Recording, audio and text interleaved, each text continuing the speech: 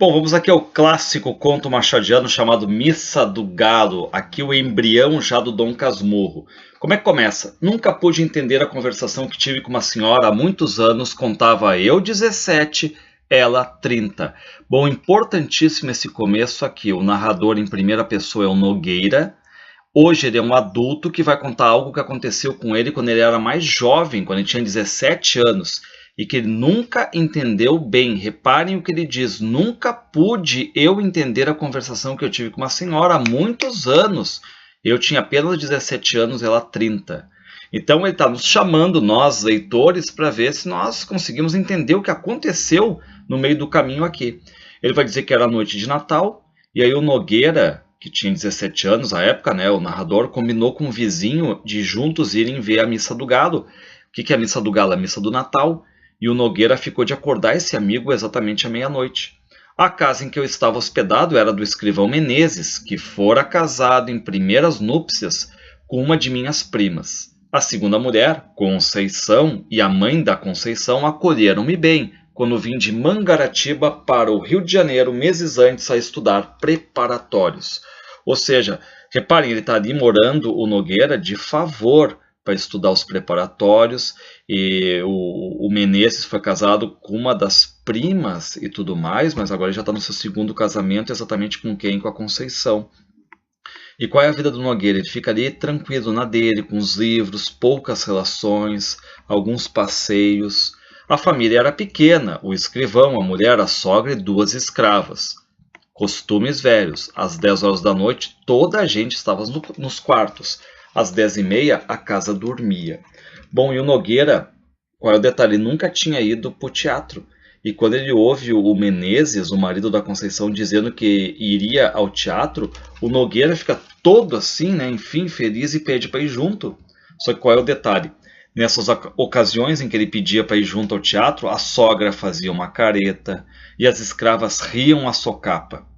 Ele não respondia, vestia-se, saía e só tornava na manhã seguinte. Bom, por que o Menezes dizia que ia para o teatro e só voltava na manhã seguinte, por exemplo? E aí o Nogueira vai dizer, mais tarde é que eu soube que o teatro era um eufemismo em ação, uma suavização da palavra. Menezes trazia amores com uma senhora separada do marido e dormia fora de casa uma vez por semana. Reparem que o Nogueira fica sabendo, então, a partir de agora, né, que quando ele diz que, enfim, vai para o teatro, não é para ir para o teatro, é para ir para a casa da amante. E detalhe, o Menezes tem uma amante, dorme com ela uma vez por semana e a Conceição aceita, digamos, né? Olha o que diz o texto. Conceição padecera, sofrera no começo com a existência da comborça, mas afinal resignara-se, acostumara-se e acabou achando que era muito direito, digamos, o homem ter uma amante. Ou seja, o Menezes aqui é casado com a Conceição, mas ele tem uma amante. E detalhe, toda a casa sabe disso. A Conceição sofreu no começo com a situação, mas depois foi se acostumando. Então esse aqui é o detalhe. E agora, imagina, né? Toda vez que ele diz, eu vou ali, o Menezes diz assim, eu vou ali no teatro. Todo mundo sabe que é ir na casa da amante. E quando ele diz, eu vou ali no teatro, o Nogueira, coitado que não sabia de nada, eu quero ir junto. E aí todo mundo começa a rir, claro, né? Boa Conceição, chamavam-lhe a Santa, e fazia jus ao título, tão facilmente suportava os esquecimentos do marido. No capítulo de que trato, dava para Maometana, aceitaria um harém com as aparências salvas. Deus me perdoe se a julgo mal. Tudo nela era atenuado e passivo. Ou seja, tudo para garantir as aparências. Ela aceitaria o marido ter um harém, mas desde que nada escape, né? Tudo seja aparência ali, né? Salva. E então, lembrando, né, quando o marido diz que vai para o teatro, na verdade vai para a casa da amante. E a Conceição é uma mulher simpática, diz o texto que não é nem bonita nem feia, que costumava perdoar tudo, não sabia odiar ninguém. Então a gente entende esse procedimento dela passivo, atenuado, que perdoa tudo, que não odeia nada. Naquela noite de Natal, foi o escrivão ao teatro, ou seja, a casa da amante. Era pelos anos de 1861 ou 62. E reparem que qual é o detalhe, né? Na noite de Natal, onde é que está o Menezes? Na casa da amante. Diz o Nogueira, eu já devia estar em Mangaratiba em férias, mas fiquei até o Natal para ver a Missa do Galo na corte. Reparem qual é a ideia dele, né? Que a Missa do Galo na corte, no Rio de Janeiro, é mais bonita do que missa do interior. E aí a mãe da Conceição, que é a dona Inácia, ela quer saber o que o Nogueira vai ficar fazendo todo esse tempo, enquanto ele espera, meia-noite, né? Enfim, a Missa do Galo. E ele diz, então, não, eu vou ler. Tinha comigo um romance, Os Três Mosqueteiros, velha tradução, creio, do Jornal do Comércio. Sentei à mesa que havia no centro da sala e, à luz de um candeeiro de querosene enquanto a casa dormia, trepei ainda uma vez ao cavalo magro de D'Artagnan e fui-me às aventuras. Bom, daí diz que em pouco tempo fica bêbado de Alexandre Dumas, o escritor, né, dos Três Mosqueteiros, que é um livro cheio de ação e tudo mais. E aí batem 11 horas da noite, ele ficou de ir à meia-noite, né? E o Nogueira começa a ouvir uns passos que estão vindo ali no corredor. E adivinha quem é? A Conceição. Lembrando que o marido está na casa da amante. E lembrem qual é o detalhe que ele lança lá no começo. Nunca consegui entender uma conversação que tive com uma senhora, que é a Conceição. Contava eu 17, ela 30. Então, a partir de agora, essa conversação que a Conceição vai ter com ele, que a gente não sabe bem o que ela quer, se ela está a fim de também ter um caso, alguma coisa nesse sentido, com o Nogueira, ou se ela está só esperando, precisando de alguém para conversar, por exemplo. E ela diz, ainda não foi para a Missa do Galo? Perguntou ela. Não foi, parece que ainda não é meia-noite. Que paciência. Bom, e a Conceição vem arrastando as chinelinhas, né? Ela está de roupão branco ali. Fechei o livro. Ela foi se sentar na cadeira que ficava defronte de mim, perto do canapé.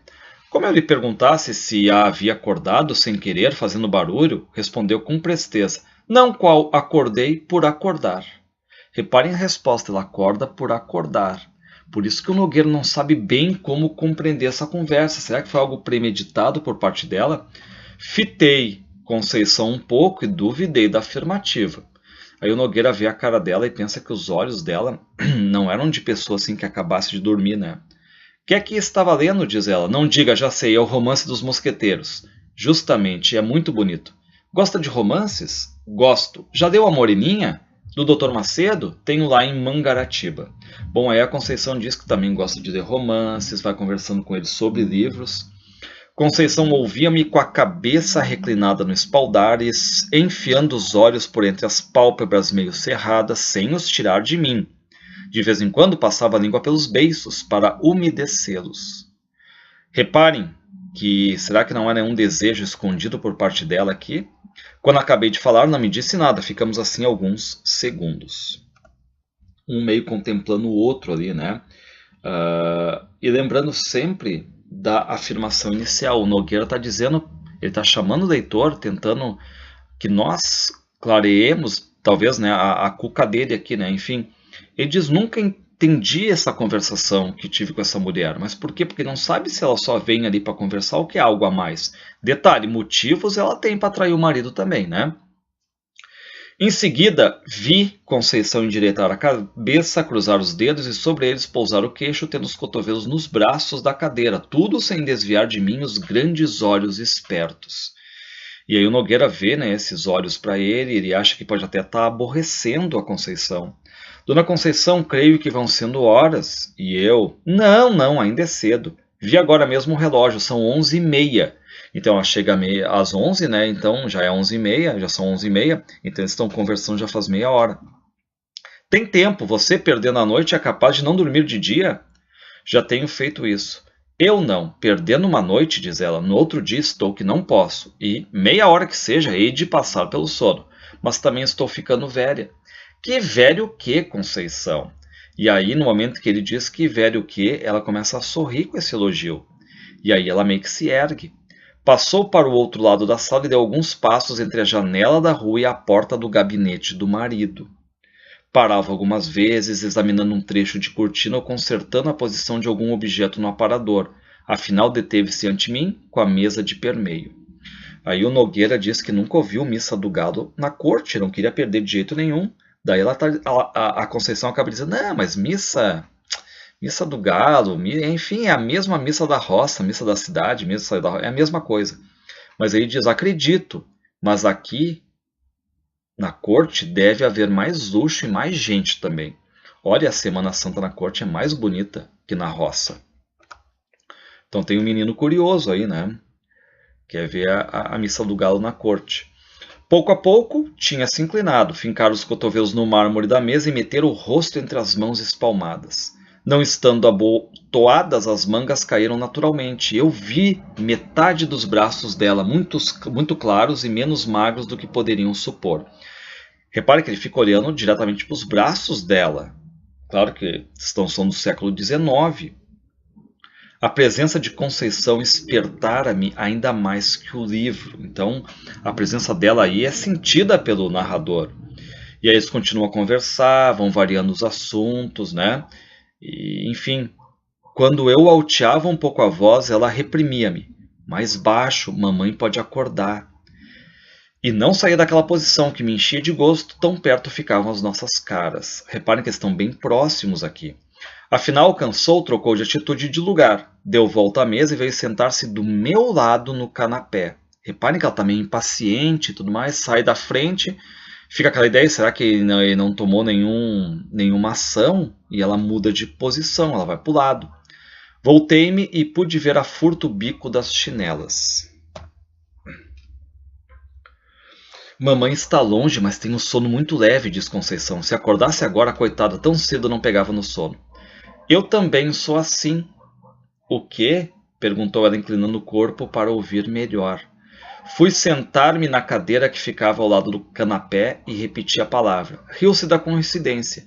Também ela tinha um sono leve. Éramos 3 sonos leves. Ela diz assim: há ocasiões em que eu sou como mamãe. Acordando-me, custa-me dormir outra vez. Rolo na cama à toa, levanto-me, acendo vela, passeio, torno a deitar-me e nada. Foi o que lhe aconteceu hoje, então, diz o Nogueira. Não, atalhou ela. E o Nogueira diz, opa, não entendi a negativa. Reparem que é sempre essa ideia, ele não está entendendo o que ela quer ali.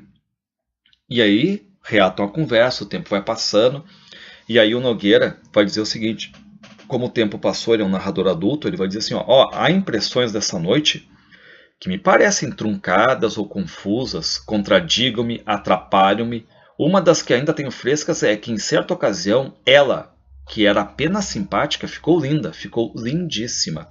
Reparem que a gente estava apaixonado de aventura, de romance, estava lendo Os Três Mosqueteiros. Então, reparem aqui a imprecisão, das vezes, dessa questão da narração em primeira pessoa. E aí ela acaba falando dos quadros na parede, a Conceição. Os quadros falavam do principal negócio do marido dela, ou seja, mulheres. Um representava Cleópatra, não me recordo o assunto do outro, mas eram mulheres. Vulgares ambos. Naquele tempo não me pareciam feios. Bom, aí ela começa a dizer, a Conceição, que preferia imagens de santas ali, não aquelas imagens de mulheres. E em casa de família é que eu não acho próprio, diz ela. E o Nogueira, ao ouvir essas imagens, tudo mais, ver essas imagens de santas, né, ele começa a pensar na igreja, na missa, só que ele não tem coragem de parar a conversa. Aí a conversa que ele tem com ela faz, de repente, assim, esquecer, né, a missa, a igreja, a missa do galo. Falava das suas devoções de menina e moça, em seguida referia umas anedotas de baile, uns casos de passeio, reminiscências de Paquetá, tudo de mistura, quase sem interrupção. E, claro, ela fala do passado, depois volta para o presente. Queria e não queria acabar a conversação. Fazia esforço para arredar os olhos dela e arredava-os por um sentimento de respeito. Reparem que ele está querendo continuar a conversa com ela, mas também está preocupado que está chegando meia-noite e está chegando a questão da missa do galo.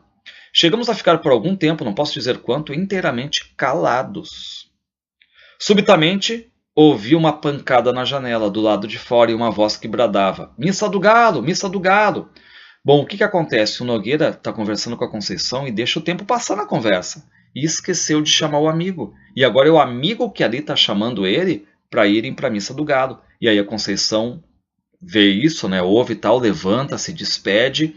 Missa do galo, repetiram de fora batendo.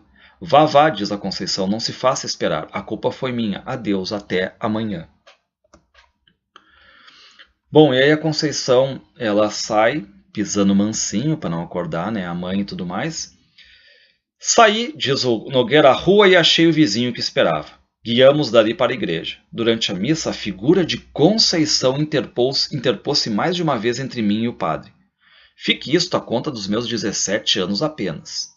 Reparem que mesmo na questão toda da igreja agora aqui, da missa, ele está ali, né, fazendo a procissão, tá com o padre ali, mas a figura da Conceição está na mente dele, ali, entre ele e o padre.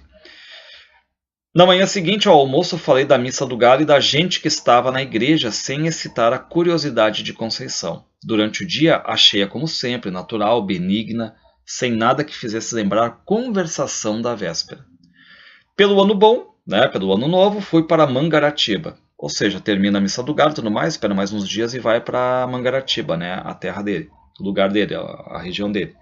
Quando tornei ao Rio de Janeiro, em março, o escrivão, o Menezes, tinha morrido de apoplexia. Conceição morava no Engenho Novo, mas nem a visitei nem a encontrei.